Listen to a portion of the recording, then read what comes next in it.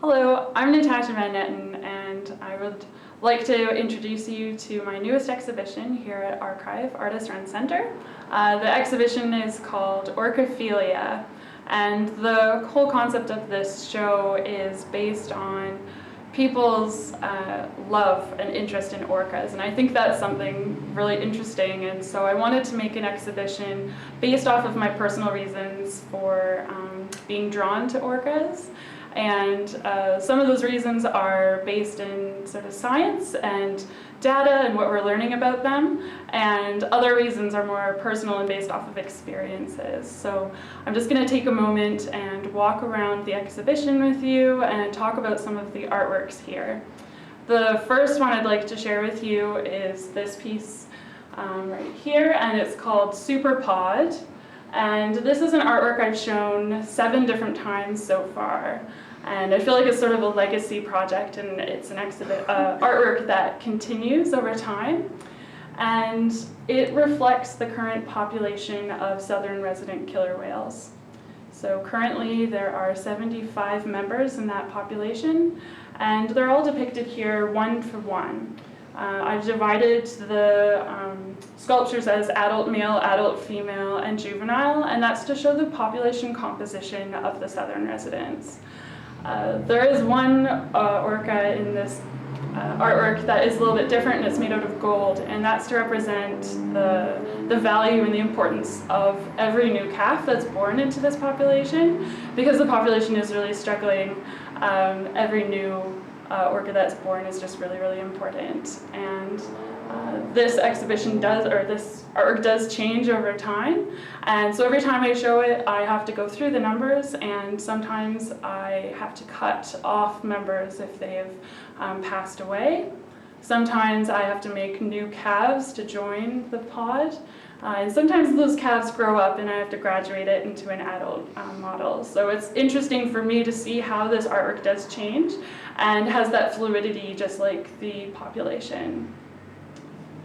This is, however, just part of the story.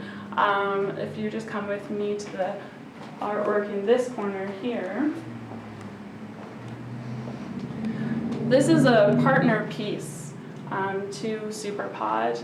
And it is counting all of the southern residents that have gone missing since 1972 or so. During that time is when we were discovering how to identify orcas, and we do that with photo documentation, seeing their saddle patches and their fin, and that's how we could tell the individuals. That's something really unique with the southern resident population, is that when we knew who they were, we were able to find out that they actually travel in really tight family groups. And if a member of that family is consistently not traveling together, they were able to determine that that member was missing.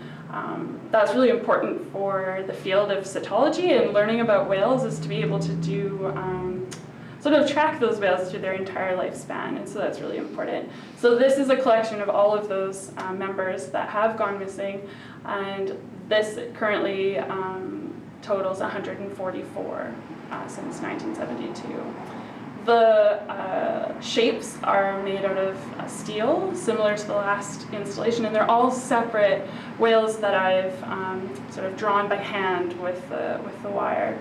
And then what I do with them is I put them into seawater and I let them start to decay and erode. And that's why the color is different, because they've started to rust, sort of like a sunken treasure or something that's pulled up out of the deep. The title of this artwork is called Whale Fall, and that's a term used when a whale dies at sea and their body will eventually sink to the seafloor.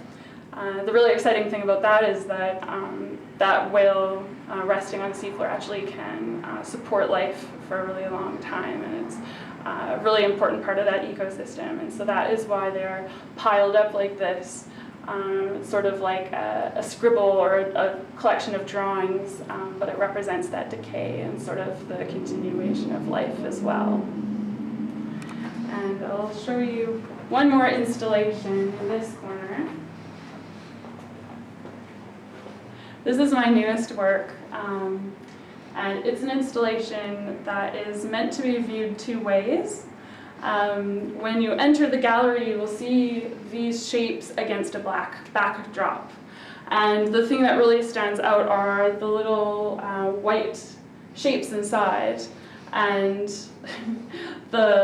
my concept with this piece is to give you an idea of how orcas perceive their environment. And it's very different from the human perception of how we see space. Orcas echolocate, and so I wanted to create an artwork that's based off of like, how do you see sound? And so when orcas send out a call with their echolocation, they get a feedback off of a hard object. And that's how they sort of construct their reality underwater.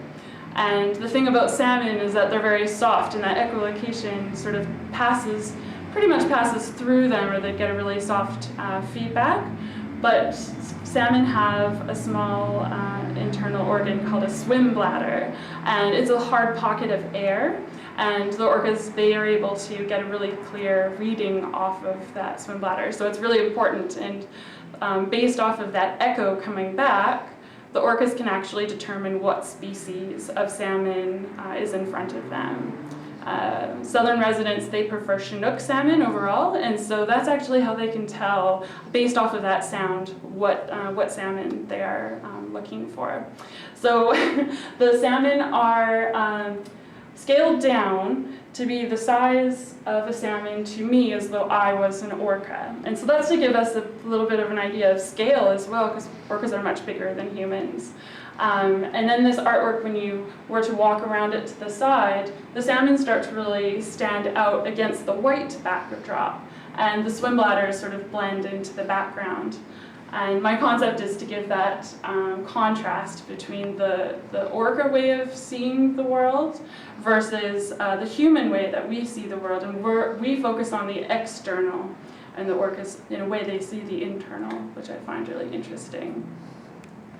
Other pieces in this show include some oil paintings, like on this wall here.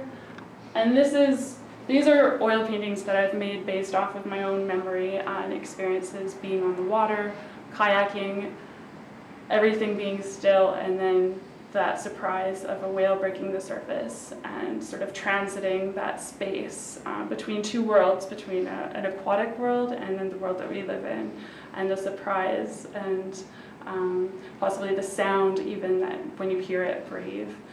So I feel like having those two ways of being interested in whales, both from that personal experience and then also that scientific and data side of things coming together is what the show is about.